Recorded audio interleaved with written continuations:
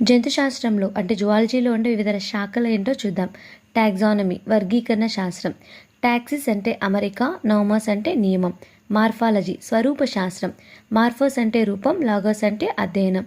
Cytology కణశాస్త్రం. కైటోస్ అంటే కణాలు, Lagos అంటే స్టడీ.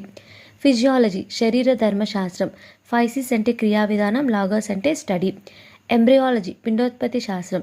ఎంబ్రియన్ అంటే పిండం, లాగోస్ అంటే అధ్యయనం. ఎవల్యూషన్ పరిణామ శాస్త్రం. ఈ అంటే బయటికి, ఓల్వా అంటే దొల్లడం.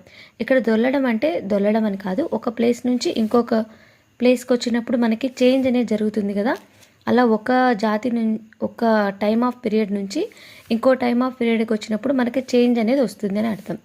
పేలియంటాలజీ పురాజీవ శాస్త్రం. పేలియో అంటే ప్రాచీన అని, ఆన్ అంటే కలిగి ఉండడం అని, లాగోస్ అంటే స్టడీ అని. ఇకాలజీ జీవావరణ శాస్త్రం. ఐకాస్ అంటే నివాస స్థలం, లాగోస్ అంటే స్టడీ.